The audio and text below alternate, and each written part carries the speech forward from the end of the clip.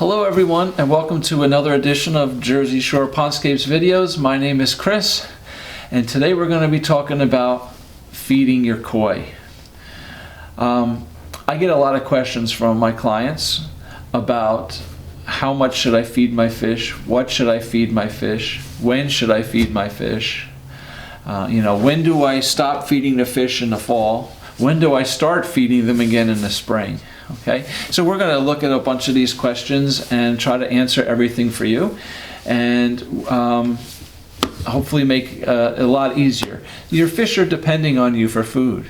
Okay, they can survive by themselves for a while in your pond by eating, some algae and picking on crap on the liner, and maybe a bug or two or a worm or something falls in that they can grab.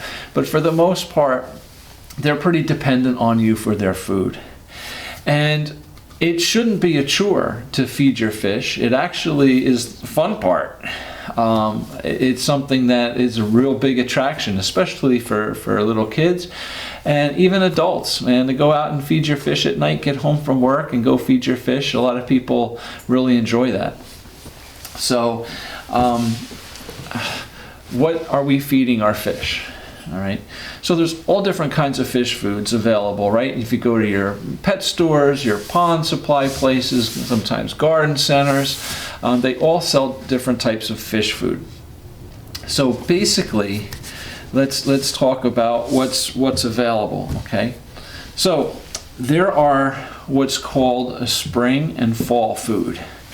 And these foods are basically things that obviously should be fed mostly in the spring and fall. They can be fed in the summer, but there's a reason why it's called spring and fall. It's basically because they are made of a wheat germ, or what's called staple. It's a very easily digested food. So as the water temperature in your pond gets colder, your fish's metabolism slows down. So basically we want to give them a food that's very easily digestible so that if it gets cold and their metabolism slows down after they eat, all this food isn't sitting in their gut. Okay, it's easily to pass through it. They can get the nutrition out of it, and it's in and out and it's gone. So staples are very good for that reason. Now in the summer, when the water is warm, your fish's metabolism is in full force, right? They're swimming around, they're very active, their metabolism is 100% full force, okay? So at this time, we're looking to feed them maybe a higher protein food, which is gonna help push more growth, okay? So look at it this way. In the fall and in the spring, when the water's really cold and the fish are not as active, right? Their body's metabolism is slowing down. We don't want to be forcing high growth to make them, grow. Like, that's not what their bodies are trying to do right now. Their bodies are trying to slow down and shut down as the water gets cold. We're not trying to produce growth out of them at this point. The summertime, we want to give them a higher protein food. Okay. Now, some of these foods contain what's called color enhancers. You'll see it advertised on some of the containers, enhances your fish's color and blah, blah, blah. And basically what it is probably some kind of vitamins or minerals or something that's added into the food. I'm not quite sure what it is. But I will tell you, I really believe that it does help. I have clients that, feed their fish this color enhancing food all season. And I'll tell you that the fish are beautiful. And it's not that somebody who doesn't feed them these color enhancing foods all have ugly fish, but I just seem to think that there is something behind that it actually probably does help to produce some nice vibrant colors in these fish. Okay, so basically, this is what we're looking at. We're looking at a spring and fall staple. We're looking at higher growth foods for the summer, and some foods that contain a color enhancer. Now, there are some foods that are cheap, right? It's a cheap food. And it's cheap for a reason, right? They're not going to contain a lot of protein. They don't have a lot of beneficial ingredients, okay? It's just plain old whatever. It's probably like eating cardboard, okay? I really would tend to stick away from that, okay? Myself, when I had my pond, I would buy a whole variety of different foods, and I would blend them, mix them all into one big mix. So, there were some foods that were higher in vitamins and minerals and nutrients like that, and then there was some foods that were higher in color enhancing, and some higher in protein, and some staple. Like, I mixed everything up together. There's some foods that are algae based. It's like an algae called spirulina. I've seen that. So all these things are really good to mix, right? Just think about your own diet, right? What do you like eating? If I fed you salad every day, you could survive, right? A lot of people do, right? But for the most part, I guess that was a bad example. All right, if I fed you corn every day, okay, you could probably survive. But you'd be healthier and enjoy it more if once in a while you had a hamburger and some French fries with that corn, right? So, you know what I'm saying? So it's good to supplement things. And also, definitely what you want to look for is a pellet, okay? We want to feed them pellets, or like, there's food sticks or something like that. We don't want to put flake food into a pond. Never. It's so fine and powdery, and it's just going to dissolve and break up and disappear in your pond. It's a waste. Okay, a pellet is really nice. We throw the pellets in the pond, they float on the surface, the fish come right up and gulp and eat it, and it's gone. Okay, there are some sinking pellets as well. Don't hurt, but the ones that float on the surface are so much nicer because you see your fish coming up to the top, right? And you see them coming up to you. So it's really pretty neat. Talking about coming up to you, a lot of fish can be hand-fed, especially large koi. It's really cool when you have nice big koi and you can feed them right out of your hands. So when you feed your fish, go to the same spot in your pond every day and feed them from the same spot. And they'll know when they see you walking around the pond, they're going to follow you around the pond because they know they're going to learn that you give them food. So when you walk out to the pond, you'll see a lot of your fish will all come over to you. But pick one particular spot to feed. And just a little tip, make sure if you have a skimmer in your pond, that you're not throwing the fish food in anywhere near that skimmer, because chances are that skimmer is going to suck all that food in before your fish eat it. All right, so just keep that in mind. But what I want you to do is feed your fish in the same spot every day, okay? And they'll get used to you coming there, and they'll start coming right to you. Now, to get them to start feeding out of your hands, what I do is, in the beginning, we start throwing fish food around the surface of the pond in that one area, and the fish come to you there.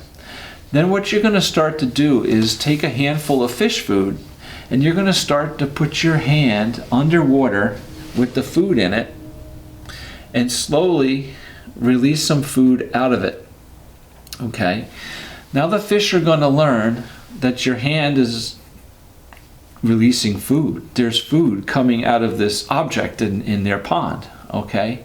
So as they get used to your hand being in the water, they're going to get closer and closer to your hand and see that food until eventually you start putting your hand near the water and they're going to come right to your hand, and now they're going to be right on the surface and you can just feed them pellets right out of your hand, or you can open your hand and they'll come up and they'll eat the food right out of your hand. Now, koi and goldfish, people get a little intimidated by some koi because they can get pretty big. And you know, they have these big mouths, and they suck the food in, and they'll suck on your fingers, okay? They don't have teeth. They have little plates in the back of their throat that can be used to crush some of the food in their mouths, but there's nothing that's gonna like bite you, okay? They're not gonna bite you. They're not gonna hurt at all. They might give you a hickey if they suck on your finger enough, but they're really nice. So I have clients that will go hand feed their fish, and they go to their pond and they put their hands, and the fish come right to the top, and they hand feed them. They can pet them, you know, the whole bit. It's really pretty cool. So yeah, okay, so that's definitely an attraction. Now, we don't want to overfeed. All right, so what's overfeeding? And how much should you feed them? Okay, so this is what we're going to do. I always tell people, they will tell you, spring, fall, right, as the water warms up, how much do I gradually increase their food? How much do I know to give them? You know, in the fall, as it's getting colder, how do I know when to stop feeding them? And I always say, they'll tell you. Now, there's all kinds of, you know,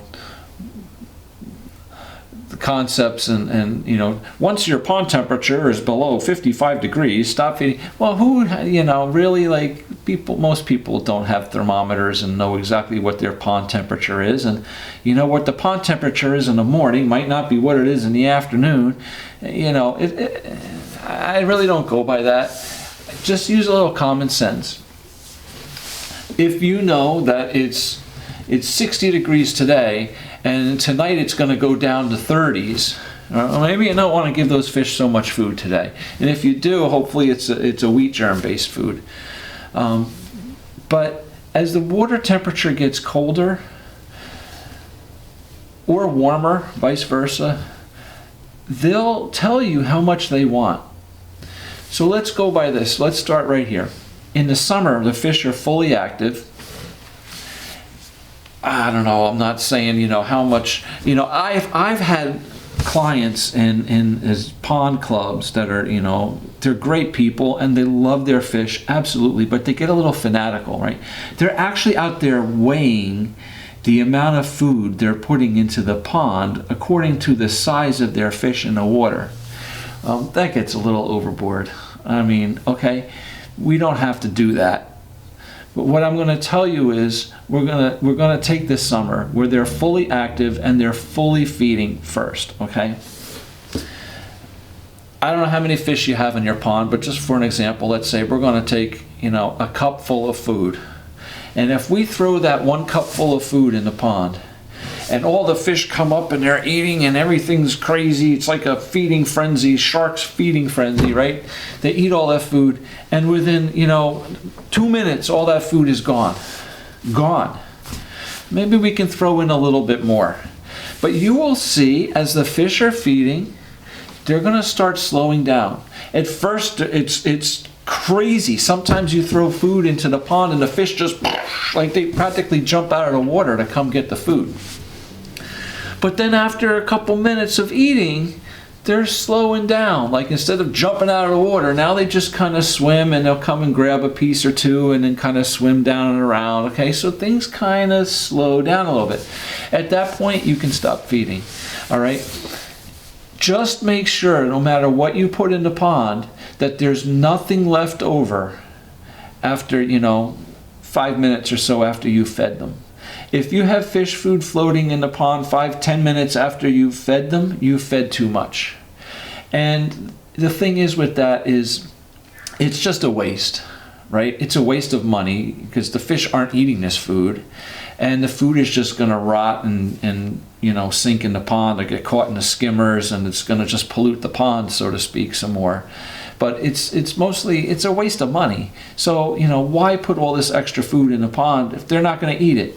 So throw a little bit in, make sure they eat it all. If they eat it all and they're still up and looking for a little more, give them a little bit more, okay? Now, here's the other thing. Well, let's continue. spring and fall, as their metabolisms are slowing down or spring starting to increase, you're going to do the same thing. You're going to throw in a little bit of food and they're going to come up and eat it. Only you're going to find once that water gets colder, maybe you're not throwing in a whole cup of food anymore. Maybe you're only throwing in a half a cup of food. And they're coming up and they're eating that half a cup, but then they really are not looking for much more after that.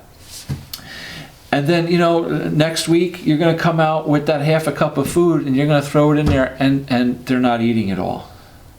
So maybe the next time you go out, you're only throwing in a quarter cup or just a little handful until it's almost that they're not coming up at all. And then you can just, stop. But there's usually a point, like in New Jersey here, I'd say by November, you don't need to feed that much anymore, okay? Springtime, same thing. Early spring, you're going to go out, it's going to be a warmer day. Maybe you got a 60-degree day in March. March is a little early, but in April, early April, maybe you have 60, 65 degrees. And you go out and you say, oh, my fish are swimming around, and maybe they're looking. Throw a little bit in.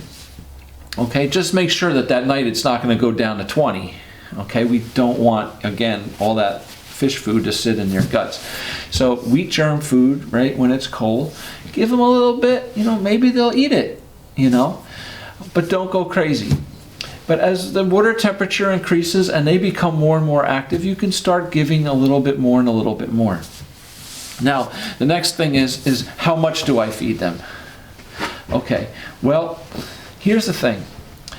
Fish don't sit down and have a meal like we do, right? They're not going to sit down for breakfast. They're not going to sit down with their families and have a big dinner, right? And the whole family comes over and we have a big dinner and we just gorge ourselves, basically, sometimes. They don't do that. Fish are naturally grazers. They swim around all day and they graze. They pick on the liner, they'll look for bugs, they'll do whatever, okay? So it's better to feed them a little bit more often than a lot all at once. Okay, and like I was saying, they only eat so much at one time. So you can't say, all right, you know what, I'm going to be away this weekend. It's Friday afternoon. I'm going away this weekend. I'm not going to be here Saturday and Sunday to feed my fish. So I'm going to put in like 3 times more food today so that they, have food. No, absolutely not. Okay, again, they're only going to eat a little bit, and all the rest of that food is just going to rot and decay and create more waste in the pond. All right, they'll be fine over the weekend, believe me. They'll survive. Okay, so just give them, what they eat. And most of my clients, in the spring and fall, maybe they're feeding once a day. And like I said, a little bit, whatever amount that they're looking for and that they eat is fine. In the summertime, maybe twice a day. Like they might go out in the morning and throw some food in the morning, and then they come home from work at night and throw a little more food in. So that's great, okay? That's good. And then in between, maybe the kids come home from school and want to throw a little food in. I mean, that's always a big thing. People love feeding their fish. So just make sure that they're not getting too much, okay? Now, I will say, you will see in your pond, say you have 10 koi in your pond, okay? We're just throwing out some numbers. You have 10 koi in your pond. There's probably going to be like 3 of them that will eat like crazy. They'll be like sharks in the pond, right? You throw food in, man, they're the first ones up at the top and they're just gulping everything down they can. You might have 5 of them that, they eat at a moderate pace. And you might have 2 or 3 that just pick a little bit, and maybe they don't even appear. Sometimes they're not even like eating much at all, okay? You will definitely notice that. And you will definitely notice that the fish that are gulping down all the food are going to grow much bigger, much faster. It's really, really amazing. I had one client, she had one big gold koi, a big ogon that would just devour food. And she named the fish Piggy. And that fish grew like, he was beautiful. He was, 2 foot long, beautiful fish. And the rest of the fish in the pond were, well, I don't want to say half his size, but they were considerably, definitely smaller. So yeah, it's pretty interesting. Every little fish has their own little personality too, and you really get to learn that. You really get to see that there's differences, in some of these fish. It's pretty neat. Okay, so let's move on. Now, what about feeding like treats? Okay, like what are some other things that we can put into our pond for our koi to eat that's not fish food, so to speak, that we buy in a container at the store? One big thing is koi love lettuce, okay? A head of iceberg lettuce. I used to have a pond myself, and I would feed them lettuce as well. And what happens is, one of my clients told me, I just, throw all these like lettuce leaves in the pond, and the koi just come up and rip them apart. I'm like, okay, cool. So I went out, I bought some lettuce, I threw some leaves in the pond, and for a long time they didn't touch it. They just didn't touch it, nothing. Then one time I took the lettuce leaves and I broke them up into small pieces, and I threw it in the pond. And they actually came and they were picking at it, and they were eating most of it, okay?